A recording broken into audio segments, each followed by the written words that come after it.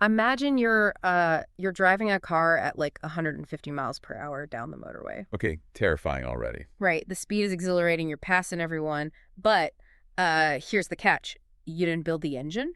Right. You don't actually control the steering wheel. The company that paved the road can just, change the traffic laws at any given moment without even telling you. Yeah, which is a nightmare. And yet, if that car crashes, you are the one held entirely responsible.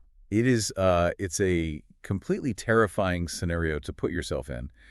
And looking through our sources for today, it perfectly encapsulates the exact paradox playing out across the UK right now. Yeah. We're watching all these systems move at absolute breakneck speed, powered by machinery that, well, the drivers fundamentally do not control. Exactly. So welcome to this deep dive. If you're joining us, grab a chair. Consider yourself the third person at this table today. Glad to have you here. We are looking at a huge stack of sources from mid-July 2026.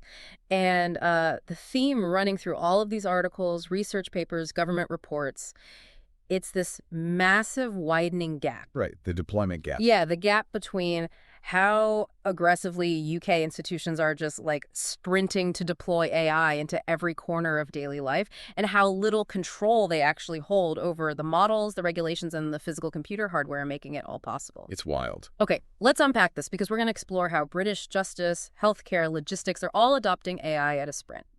But at the exact same time, British banks are being locked out of crucial defensive AI models. And the government department supposedly in charge of navigating all this is, well, on the verge of being dismantled entirely. Yeah, and the true narrative here goes way beyond just, the usual headlines about tech speed. Oh, for sure. The speed is just a symptom. The actual underlying condition here is about sovereignty and dependency. The big question for you, the listener, whether you run a massive enterprise or a small business or just rely on public services, is, well, what happens to a society when its critical infrastructure relies entirely on an intelligence it can't build, can't verify, and can't govern? Right. Let's start right at the edge of that problem, like where the rubber meets the road, the deployment sprint. I was looking through this new report from the Nuffield Foundation. Oh, that one was eye-opening. Seriously. They tracked the integration of AI into the UK civil and family justice systems. Right now, there are 45 different AI tools either deployed or in active development across the system. 45. 45. But here is the number that just stopped me. Out of those 45 tools, only 7 have been subjected to any kind of independent evaluation. Which is, it's staggering. We are overhauling the machinery of justice, and we have zero idea how 84% of it actually works in practice. And, even with those 7 evaluated tools, the metrics they use are heavily skewed. How so? Well, Dr. Hollis Sargent, who authored that Nuffield report, she issued this stark warning. When a department audits an AI tool, they almost exclusively measure time and money saved. Oh, so just operational efficiency. Exactly. Did it clear the backlog? Did it save the budget? What they're essentially doing is assuming fairness as a default. Wow. Assuming fairness in the justice system. Right. The effect on legal outcomes, the user experience of the citizen in court, the equity of the system, all of that goes unmeasured because, fairness is just a lot harder to quantify than a budget surplus. Which makes this next detail feel almost, reckless. While we lack this concrete evidence on fairness, the judiciary's own task force recently floated this idea that lawyers might soon be considered professionally negligent for not using AI. I saw that. It's crazy. The logic is, if an AI can find a needle in a haystack of case law in 2 seconds, a human failing to use it is doing a disservice to their client. So the pressure forces adoption before anyone even knows who systematically wins or loses. It creates this incredibly dangerous incentive structure. If a professional body hints at negligence, lawyers are going to adopt it just out of self-preservation. Right, you don't want to lose your license. Exactly. They'll use the tool to review evidence, draft case summaries, find precedents. But because the system hasn't evaluated the fairness of these models, the legal system is basically injecting a black box into a process that has spent centuries building itself on visible reasoning. To really understand how crazy this rush is, we have to look at the Home Office. They just committed £75 million to a program called Police AI. Oh yeah, the evidence summarization tool. Yeah. The goal is to help police review evidence. And look, the scale of the problem is undeniably real. I read that some complex fraud cases involve over 4 million documents right now. That's just incomprehensible for a human. Right. 4 million documents is roughly equivalent to a single detective reading 500,000 standard ebooks just for one case. No, it's impossible. Completely. And the disclosure rules govern how police handle this evidence. They were written back in 1996. Before dial-up internet was even a standard thing. Exactly. So the Home Office wants to use police AI to save an estimated 6 million hours of police time a year by 2028. Which, on paper, saving 6 million hours, that's the equivalent of adding about 3,000 extra full-time officers to the force without actually recruiting a single person. It's a miraculous efficiency. No, in an administrative perspective, yes. And here's where it gets really interesting. On the exact same day, the Home Office announced that £75 million push, the Crown Prosecution Service, the CPS, was standing in the High Court apologizing to a judge. Oh, the extradition case. Yes. They used AI to compose extradition documents, and the AI confidently hallucinated non-existent legal case law. It completely made up a case and cited it as Pilecki v. Poland, 2008. And the defense the CPS used in front of the judge is the really critical piece here. What did they say? They didn't blame the AI for fabricating the case. They blamed human error. Of course they did. Yeah, the official stance was that the reviewing lawyer failed to meticulously verify the citations before filing. The institutional defense is essentially, the AI did what probabilistic models do, but the human failed to catch it. I looked at that defense, and my immediate thought was, how does that scale? It doesn't. If the entire point of police AI is to save 6 million hours summarizing 4 million documents, how do you save those hours if the detective still has to manually verify every single summary, date, and citation? You don't. That is the exact friction point of this entire deployment sprint. Yeah. The efficiency gains of large language models rely entirely on trusting the output. If the risk profile of your industries, like criminal justice, requires you to meticulously verify every output to avoid a miscarriage of justice, well, the efficiency gain just evaporates. You end up spending more time checking the AI's homework than just reading the documents yourself. Exactly. And that High Court judge, Mr. Justice Sweeting, he accepted there was no malicious intent, but he explicitly recorded the episode in his judgment. We are scaling AI based on the promise of speed, but mechanically, it requires this entirely new, rigorous layer of human oversight that we just haven't funded or built. It's wild. And this tension between efficiency and trust, it isn't just in the courts, it's playing out in real time inside the NHS, too. The Heidi AI scribe. Yes. It's rolling out across 15 NHS trusts in the West Midlands right now. And again, the efficiency numbers are undeniable. An emergency consultant at Walsall Manor reported it saves him 6 minutes per consultation. That's huge in an emergency room. It is. A clinic in Dudley used it to cut their patient letter backlog from a staggering 6 months down to just 14 days. And it supports 110 languages. Which fundamentally changes healthcare access for patients whose first language isn't English. Absolutely. The clinical relief driving this is so palpable. The administrative burden on doctors is crushing. So a tool that passively listens and auto-generates medical notes, it's transformative. It lets the doctor actually look at you instead of their keyboard? Exactly. They can maintain eye contact, observe physical cues. Plus, then you flip the perspective. You look at the patient's side, and the trust just crumbles. Yeah, the Healthwatch data. Right. Healthwatch England polled over 4,000 adults about this exact tech. 81% of the public want explicit, informed consent before an AI scribe is activated. Which is totally fair. But according to the same data, almost 90% of recent patients didn't even know if an AI tool was used during their appointment. It reveals a severe disconnect in clinical consent protocols. And the polling data shows this massive collapse in trust when the issue becomes sensitive. Right. Like while about 40% were somewhat comfortable with an AI scribe for a routine checkup, that number plummets for vulnerable situations. Right. What were the numbers? Only 28% are comfortable with it for mental health consultations, and a mere 23% for issues involving domestic abuse. You can completely understand the psychology there. If you're sitting in a room disclosing something deeply traumatic, something you haven't even told your family, the idea that a third party, a machine intelligence, is listening, recording, and summarizing your trauma on some cloud server, it fundamentally alters the dynamic of the room. It really does. In that survey, some patients who discovered an AI was used after the fact described feeling violated. One person explicitly stated they would have withheld vital information from their GP had they known the machine was listening. And that reaction entirely undermines the whole medical process. If ambient voice tech causes patients to self-censor out of fear, the diagnostic quality drops.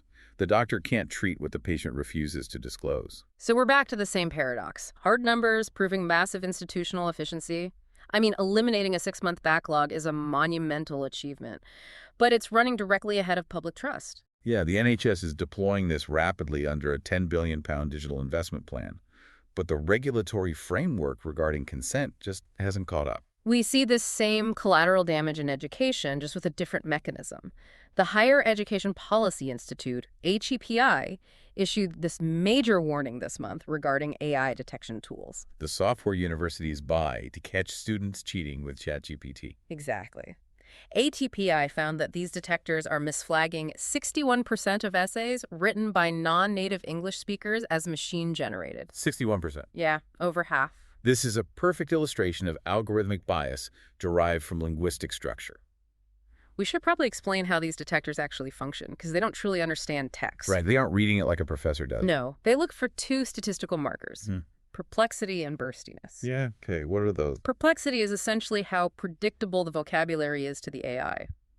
Burstiness measures the variation in sentence length and structural complexity throughout the document. Okay, I'm tracking. So, non-native English speakers, regardless of their intelligence or grasp of the subject, naturally tend to write with shorter, more uniform sentences, narrower vocabularies, less idiomatic phrasing. Right, which makes total sense. But to the statistical model of an AI detector, that linguistic simplicity registers as low perplexity and low burstiness.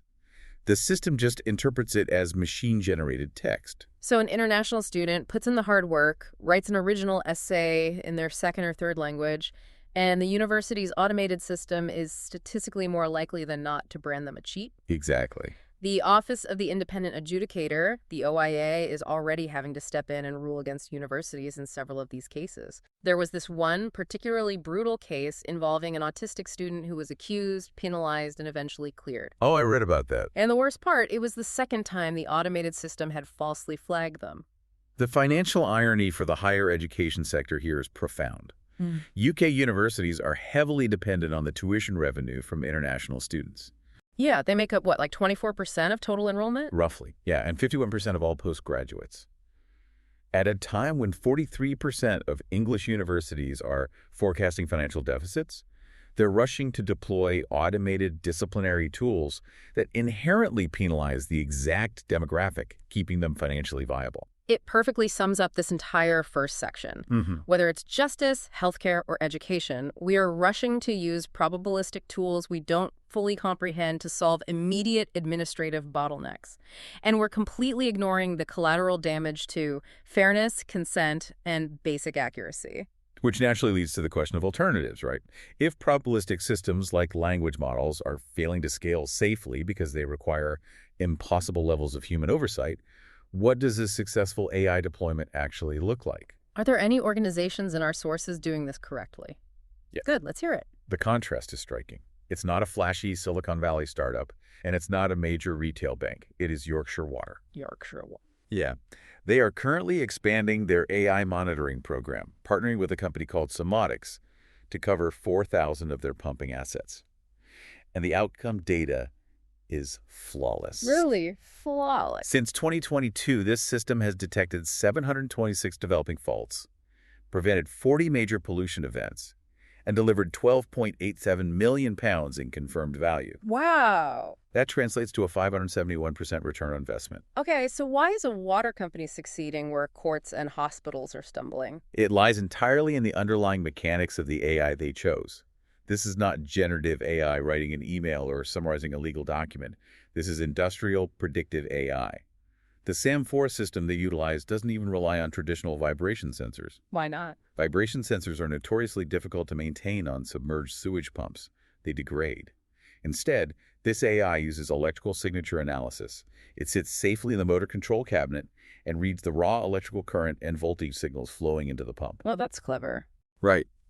The AI is trained to classify microscopic deviations in those electrical signals to predict highly specific physical faults, like an impending blockage, weeks before the pump actually physically breaks down. And what's the accuracy on that? 97% accuracy. Yeah.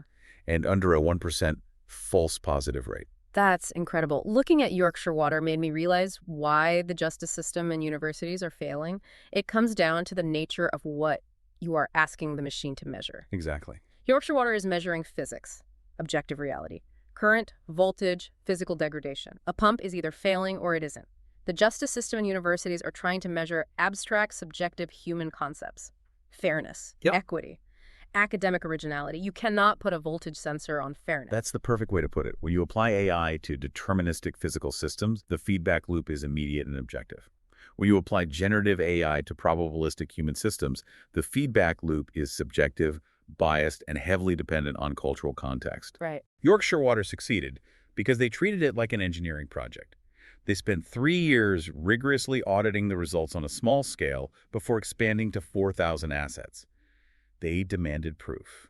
And that discipline, the rigorous measurement of outcomes, is just missing when we look at how the private sector interacts with generative AI. Let's look at logistics. Okay. Evri, the massive parcel delivery network, is currently deploying 5 Microsoft super agents to handle their 25 million customers. They want to move beyond simple chatbots and offer personalized deliveries by letting the AI handle complex logistics. Which represents the shift toward agentic AI, the next major frontier in enterprise tech. How's an agent different from a chatbot? A standard chatbot waits for a prompt and generates text. An AI agent is autonomous. It can be given a high-level goal and execute a multi-step workflow across different software platforms, routing a parcel, updating a database, sending a custom text to a courier, all simultaneously. It sounds great, but the critical detail in every strategy is not the agents themselves. It is the fact that they are simultaneously purchasing Microsoft's Agent 365. Right, I saw that. Agent 365 isn't an AI that talks to customers. It's a piece of software whose sole purpose is to manage, monitor, and oversee the AI agents. It's an oversight layer. They recognize that agent sprawl is a massive operational risk. If you grant autonomous agents the ability to execute actions within your enterprise network, you must have a control plane. You need a system to ensure they are actually executing the tasks assigned and not hallucinating complex actions or executing rogue commands across your databases. And the risk of those hallucinations in the retail sector is causing chaos right now. We have this fascinating research from a company called Searchable. They tested the major AI chatbots, ChatGPT, Gemini, Perplexity, to see how they handled queries about UK high street retailers. And the results were disastrous. Yeah, they provided false facts about 64% of the retailers tested. We're talking about the AI inventing wrong postcodes, hallucinating dead website links, and confidently directing customers to store locations 20 miles in the wrong direction. This highlights a severe visibility crisis for small and medium-sized enterprises. Large multinational brands have massive redundant digital footprints. The AI models have vast amounts of accurate data to train on. But a small independent retailer, they might only have a single website and a basic Google business listing. Right. Not a lot of data for the AI to scrape. Exactly. So if the AI's training data on that small business is sparse, the probabilistic model simply guesses. It hallucinates a plausible-sounding address. So a customer asks the chatbot where the store is. The AI hallucinates the location, the customer drives to an empty lot, you lose that business forever, and you have absolutely no telemetry to tell you it even happened. It's an existential threat. So the takeaway for anyone listening who is deploying AI in their business is twofold. First, you have to be like Yorkshire Water, ruthlessly measure your outcomes against objective reality. And second, manage your AI like Evri is doing. You cannot treat an AI agent like a software patch you install and forget. No, you have to treat it like an unruly, highly capable employee that requires strict KPIs and constant supervision. Because the baseline consumer models are perfectly happy to confidently lie to your customers. We've spent this first half looking at the deployment layer, the businesses, hospitals, courts building on top of the tech. But to understand the true crisis in these sources, we have to go down to the bedrock, the foundations. Yeah. Because this is where the sovereignty issue violently collides with reality. This is the core of it. Let's talk about the UK banking lockout. I found this to be the most consequential geopolitical story in the entire stack. Right now, UK banks are being explicitly locked out of accessing a specific AI model called Mythos, developed by the American company Anthropic. Now, my initial reaction was, so what? Just use a different model. Use Google, use OpenAI. But the more I dug into it, I realized this isn't about writing emails or summarizing reports. Mythos is widely regarded by the industry as the single most capable model in the world for identifying cybersecurity vulnerabilities in code. Right. It's a defensive tool. If you are a major bank, your entire existence, your customers' money, depends entirely on the security of your software infrastructure. Mythos allows developers to scan millions of lines of code, spot the weaknesses before hackers do, and patch them. It's essentially the ultimate defensive shield. But the United States government looks at the Mythos model and sees something entirely different. They do not see a commercial enterprise software product. They see a dual-use national security asset. Explain that dual-use part. The logic is impenetrable. A tool that is exceptionally skilled at finding vulnerabilities so a bank can fix them is equally skilled at finding vulnerabilities so a hostile state actor can exploit them. Because of that dual-use capability, the U.S. has placed severe restrictions on who can access it. And this creates an incredible competitive asymmetry that is causing panic in the City of London. JPMorgan Chase, the largest bank in the U.S., has had access to Mythos since April. British banks, for the most part, are locked out. Jamie Dimon, the CEO of JPMorgan, was speaking at a defense summit and compared handing out access to Mythos to handing out ballistic missiles. It is a brilliantly convenient argument for him to make, considering his institution is already armed with those ballistic missiles. Right. But this gets to the heart of the warning from Harriet Rees. She is the UK Treasury's AI champion, and her assessment is bleak.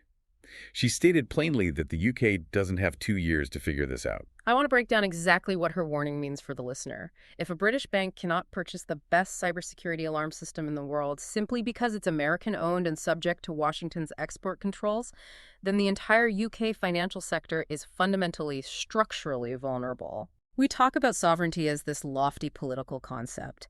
In this instance, sovereignty has violently devolved into a simple procurement problem. The UK government can write all of the AI strategy white papers it wants, but if British institutions literally cannot buy the software required to defend themselves, the UK is not a sovereign technological power. It's a dependent state. Which naturally leads policymakers to demand domestic alternatives. The political reflex is to say, fine, if we cannot buy access to the American model, we will build a sovereign British frontier model. Right. But building a model is not like building a traditional app.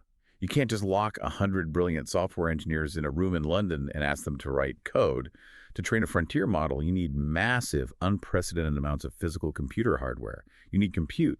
And the global scramble to acquire that hardware is tearing the traditional tech industry apart. Just look at what happened to IBM. Their stock plummeted 25% in a single day. At one point, they were on track for a steeper drop than Black Monday in 1987. But they didn't drop because their software is bad. I looked at the explanation from their CEO, Arvind Krishna. What did he say? He explained that IBM's major enterprise clients are literally diverting their budgets away from renewing traditional software licenses and taking that money to aggressively buy servers, storage, and memory. Companies are so terrified of being left behind in the AI race that they're letting standard operational software deals collapse just to hoard physical hardware. It is a massive reprioritization of capital expenditure. The bottleneck is not software ingenuity, it is physical infrastructure. Yeah. And the scarcity of these advanced chips, these GPUs, is forcing the major players into highly unusual alliances. Yeah, there's a report in our stack that Meta, Mark Zuckerberg's company, is currently in talks to lease $10 billion worth of compute power to Anthropic. It's wild. When I first read that, I thought of it like Pepsi realizing they don't have enough bottles, so they go to Coca-Cola and ask to rent their bottling plants. But even that analogy is too small. It's more like two rival nation-states trying to build advanced stealth fighter jets, and one realizes they don't have the titanium forges to build the airframes, so they ask to rent their enemy's factory. It's a stunning development. Meta and Anthropic are direct competitors in the race to build the ultimate frontier AI model. Meta is not traditionally a cloud infrastructure provider like Amazon Web Services or Microsoft Azure. Yeah. They build massive data centers exclusively to run their own social networks and train their own AI. Right. For Anthropic, a company aiming for a $1 trillion valuation, to walk into a rival's headquarters and offer $10 billion for a 2-year lease on their servers suggests that the capacity constraints on advanced compute are far more severe than the public realizes. So if a giant like Anthropic, backed by billions of dollars, is struggling to find enough computers to run their models, what possible chance does a UK startup have of building a sovereign model? The infrastructure simply isn't here. It's a massive hurdle. There is a deeply ironic British twist to the Anthropic story, actually. Tom Blomfield, the entrepreneur who founded the UK challenger bank Monzo, recently left the UK to take a job at Anthropic in San Francisco, specifically to help them solve this exact compute bottleneck. We produce the talent, but the talent leaves because the physical machinery is in California. It's the perennial tragedy of the British tech sector. The academic output is world-class, but the capital depth and infrastructural scale are lacking. Blomfield himself noted that as AI enters the phase of recursive self-improvement, where AI helps design the next generation of AI, the sheer volume of compute available becomes the single determining factor of success. So, what are the sovereign solutions? Is anyone in the UK successfully fighting back against this dependency? There is some movement. A company called Valerian, founded by an ex-Palantir executive, just raised £37 million to build sovereign data tools for the UK. Yeah, right. Their pitch is ensuring sensitive defense and government data can be processed by AI without ever leaving the country. Then you have Cusp AI in Cambridge.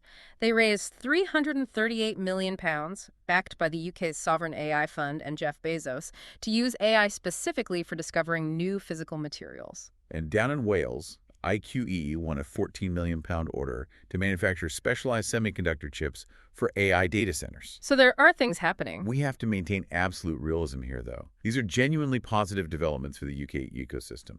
Finding a niche in material science or specialized photonics is a smart strategic play. But we must put these numbers in context. The UK Sovereign AI Fund writes checks for £5 million to £10 million. That is quite literally a rounding error compared to the capital expenditure of the US hyperscalers. Just to define that for the listener, when we say hyperscalers, we're talking about the massive cloud infrastructure providers. Companies like Amazon Web Services, Microsoft Azure, Google Cloud, who build data centers the size of small towns. Exactly. UBS estimates that the capital spending of those hyperscalers will hit $673 billion this year alone. The UK cannot mathematically outspend the US tech giants on general-purpose AI infrastructure. The gap is insurmountable. Okay, so if the UK can't outspend them on compute, and British institutions can't buy access to closed defensive models like Mythos because of export controls, what is the alternative? This brings us to the open source movement. Right, the open weight models. Yeah, there's a huge push around open weight models. These are highly capable AI models that developers can download off the internet, often for free, and run entirely on their own local servers rather than relying on an American API in the cloud. I look at that and think, doesn't that solve the sovereignty problem perfectly? If you download the model and put it on your own hard drive, no foreign government can turn it off. In theory, the logic holds. In practice, relying on the open weight ecosystem is presenting a terrifying mirage for national security. Why? We have to look at the capability gap first. The UK's AI Security Institute, the AISI, recently ran evaluations comparing leading open-weight models against closed frontier models, specifically on cyber capabilities. They found that the open models are currently trailing the closed models by 4 to 7 months. Which means if you're a defender using an open model to protect your network, you are inherently 4 to 7 months behind the hackers who might have access to the closed model. Exactly. But that gap is shrinking fast. And the economics driving people toward these open models are insanely compelling. How compelling? The AIS measure the cost of executing a complex cyber reconnaissance task. On Anthropic's closed Opus 4.6 model, the task cost $15.17. They ran the exact same task on an open model called GLM 5.2, and the cost dropped to $6.12. Wow, okay. Then they ran it on a model called DeepSeek, and it cost just 28 cents. That price collapse fundamentally alters the threat landscape. Historically, automated network reconnaissance, targeted spear phishing campaigns, vulnerability exploitation, they required significant time and resources from human hackers. Now you can run them continuously at scale for literal pennies. But the cost isn't the part that's truly terrifying.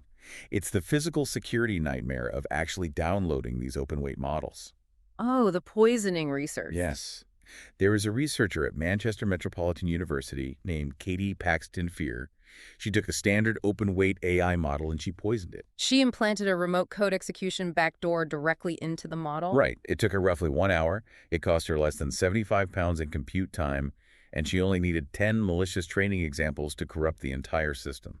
This is a crucial technical point we need to break down because this is profoundly more dangerous than traditional software hacking. It really is. If you download a conventional software program, a compiled binary file, and it contains malware, security researchers can reverse engineer it. They can decompile the binary, look at the underlying code, and read exactly what the program is instructed to do. They can spot the malicious instructions. Right. They can basically read the blueprint of the software and find the hidden trapdoor. Precisely. But an AI model is not a list of logical instructions. A downloaded AI model is essentially a massive neural network made up of billions, sometimes trillions, of floating point numbers, which we call parameters or weights. These numbers simply represent the statistical strength of connections between artificial neurons. So you can't just read it. No. You cannot reverse engineer a matrix of a trillion random-looking numbers to deduce that the model has a hidden psychological trigger designed to write malicious code whenever it sees a specific prompt. The blueprint doesn't exist in a readable format. I really want the listener to picture what this means for a business. Let's say you run a mid-sized UK tech firm. You want to be sovereign. You want to protect your customer data. So you decide you aren't going to send your proprietary code to an American API over the internet. Right, you want to keep it in-house. Exactly. Instead, you go online and download a cheap, highly capable open-weight model. You install it on your own local air-gapped server. You feel secure. Your data never leaves the building. But that open-weight model might have been quietly uploaded to the internet by a hostile state actor. It might have a backdoor hidden deep inside its trillion weights that your security team literally cannot find. And when your developers use that local AI to help them write code for your company's core product, the AI silently, invisibly inserts critical vulnerabilities into your software. It's the ultimate evolution of the Trojan horse. The untrusted input isn't arriving via an external hack. It's sitting inside the very foundation of the intelligence you install to help build your product. And the most insidious part is that a manipulated model doesn't need to crash your system to cause damage. It only needs to subtly influence decisions or leave tiny security flaws in the code it writes in ways that are nearly impossible for human reviewers to detect. When you explain it like that, it's no wonder the insurance industry is in a state of panic. The UK cyber breach rate is stubbornly high. 43% of businesses experienced an attack in the last year alone. And now, the major London insurers, institutions like Aon and Lloyd's, are aggressively rewriting their policy exclusions. Because they can't even attribute the attacks anymore. Exactly. They realize that AI-driven attacks are moving far too fast for them to attribute the attack to a specific state actor, which was traditional how they decided if an active war exclusion applied. Insurers are basically saying, if your business does not have robust, AI-specific incident response plans in place, your cyber insurance premiums are going to skyrocket, or you will simply be denied coverage entirely. The risk is becoming uninsurable. And if we're discussing the risks of downloading open source models, we have to address where the most powerful open weight models are actually originating. China. Yes, the center of gravity for open source AI is rapidly shifting away from the West and toward China. A Beijing-based startup called Moonshot recently released Kimi K3. It is a 2.8 trillion parameter open weight model. Just to give a sense of scale, when we talk about 2.8 trillion parameters, a parameter is essentially equivalent to a synapse in a human brain. It's the variable the AI uses to make connections. A model with 2.8 trillion of them requires a staggering amount of data and compute to build. And Kimi K3 is currently the largest open model in the world. Independent benchmarks show it is approaching, and in some specific coding tasks, beating the absolute best U.S. frontier models. The geopolitical implications of China dominating the open source space are massive. Xi Jinping actually spoke at the World AI Conference in Shanghai recently, and he actively pitched China as the leader of a new global AI order.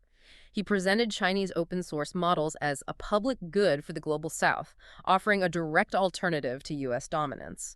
And on the exact same day, 29 countries, including Russia, Brazil, Cuba, signed an agreement to launch WAISO, the World AI Cooperation Organization, which will be headquartered in Shanghai. It is a brilliant, direct challenge to the U.S.-led technological order. Yeah.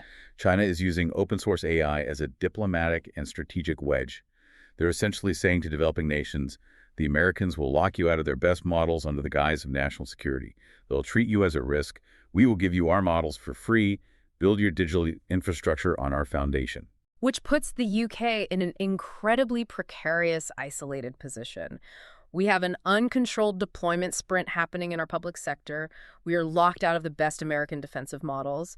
And the open source alternatives we might turn to for sovereignty are either potentially poisoned or increasingly dominated by China. Right. So the most obvious question is, what is the UK government doing to navigate this absolute minefield?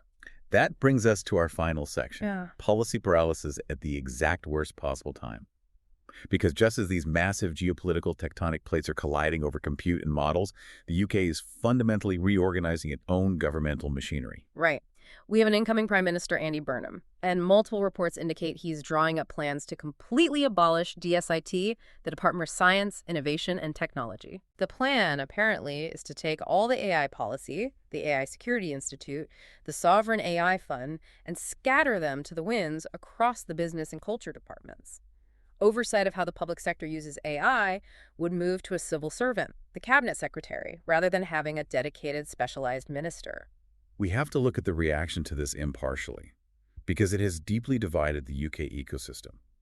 From the perspective of the tech industry, this move is viewed as disastrous. Like techUK and the Startup Coalition. Exactly. They've written urgent letters warning that breaking up the department sends a terrible signal to global investors. Matt Clifford, a prominent AI advisor to the government, argued that this kind of sweeping Whitehall reorganization will consume 6 months of senior officials' attention just dealing with HR and new letterheads. And in the AI race, 6 months is an absolute eternity. So the industry wants them in one room. Right. The industry argument is that a dedicated department is the only way to bring researchers, regulators, and policymakers together, and splitting them up will kill the UK's momentum. But if you look at the other side of the argument, you have digital rights groups openly cheering this move.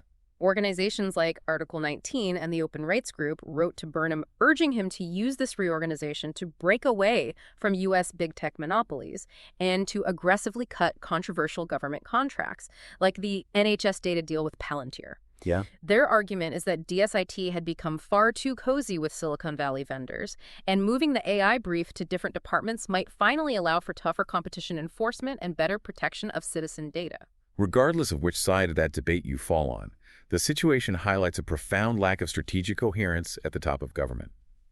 How can the Chancellor, Rachel Reeves, give a major speech at Mansion House demanding a serious plan on AI sovereignty and announcing a digital sovereign bond to fund infrastructure in the exact same week that the Prime Minister is drafting plans to dismantle the very department built to execute that exact strategy? It is a total contradiction. The Chancellor standing up saying AI is the defining technological race of our generation and we need absolute sovereignty, while the Prime Minister is apparently signaling that AI doesn't warrant its own department and can just be folded into general business administration and culture.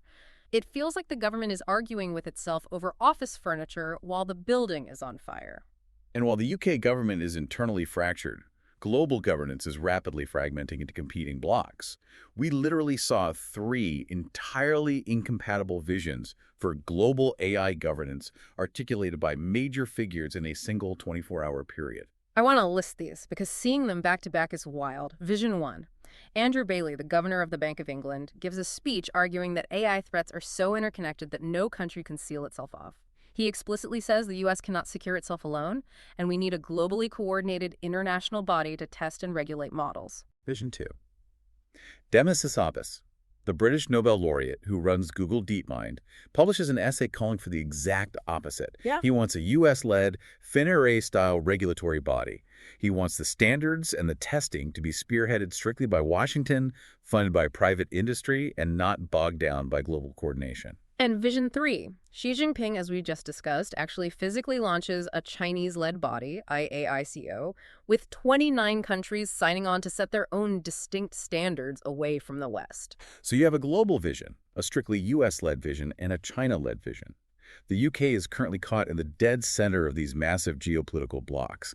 It has no clear institutional anchor, it doesn't have the compute to compete alone, and it's abolishing the dedicated government department meant to navigate the storm. And the stakes for getting this wrong aren't just about corporate profits or geopolitical posturing in Shanghai or Washington. The failure to manage this transition is going to hit everyday people. Simon Johnson, who is a Nobel laureate in economics and the chair of the government's new AI Economics Institute, issued a really stark warning in our sources. Right. He said AI is going to put massive, unprecedented pressure on middle-class, middle-skill jobs. He noted that CEOs are telling him privately, behind closed doors, that they could operate their businesses today without 10% to 20% of their current staff. Johnson's historical analogy is deeply powerful because it comes from personal experience. He comes from Sheffield, and his family lived through the brutal deindustrialization of the British steel industry. He makes the point that you cannot just leave a technological transition of this magnitude to the free market because, as he put it, the market took care of Sheffield. Right. Entire communities were hollowed out, generational wealth was destroyed, and the social fabric tore. He's arguing fiercely for active government intervention now to manage the transition, aggressively retrain workers, and prevent a sudden, catastrophic spike in inequality. And his fears about what the market will do are completely validated by what the corporations are currently planning. Deloitte just released a survey of the CFOs of the UK's largest companies. 73% of these chief financial officers are highly optimistic that AI will improve their business performance. But at the exact same time, they are holding their operational budgets incredibly tight. They are universally prioritizing cost reduction over expansion. That data point tells you exactly how they plan to deploy the technology. If a CFO expects performance and output to go up, but they are explicitly not increasing their spending to achieve it, it means they expect to produce more output with the same or fewer human inputs. Exactly. The optimism of the corporate suite is based entirely on the efficiency gains that will inevitably lead to the exact job displacement Simon Johnson is warning about. The technology is being deployed to replace, not augment. Let's pull all of this together, because we have covered a massive amount of ground today. What is the journey we've just been on? We have seen UK businesses, the NHS, the justice system, all racing to adopt AI to save time, clear backlogs, and cut costs. Yeah. But at the exact same time, they control none of the vital infrastructure. They don't control the steering wheel, the models themselves, as we saw with the banks being locked out of Mythos. They don't control the physical compute power that even giants like Anthropic are having to rent from their rivals. And they don't control the traffic laws, the regulations and policies that are currently frozen while the government reorganizes itself and global power is split into rival hostile camps. And we saw the one exception to the chaos, Yorkshire Water. They succeeded where others failed because they measured physical reality, not abstract human concepts.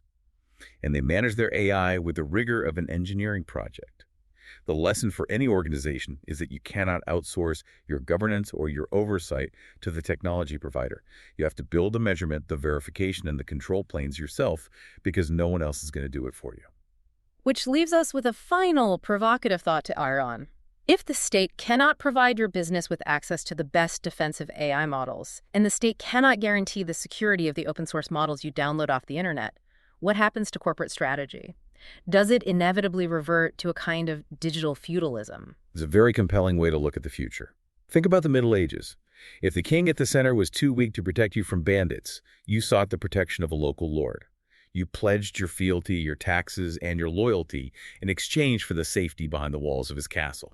Does your company's cybersecurity, your operational survival, now simply depend on which Silicon Valley tech giant you have a personal direct relationship with? Do you have to pledge your absolute loyalty to the Microsoft ecosystem or the Google ecosystem or the Anthropic ecosystem just to get access to the compute and the models that will keep your business alive? If true, independent technological sovereignty is impossible, do you just have to choose your digital feudal lord carefully? It is a profound question, and it's one that every board of directors should be asking themselves this week. Think about that the next time you log into a chatbot, or read an AI-generated summary, or authorize a new piece of software at work. Thank you for joining us as the third person at the table for this deep dive. We encourage you to question the AI tools you interact with this week, but more importantly, ask yourself, who actually owns the bedrock they are built on? Because if you were sprinting through the dark with night vision goggles, you really, really want to know who is controlling the battery pack. Until next time.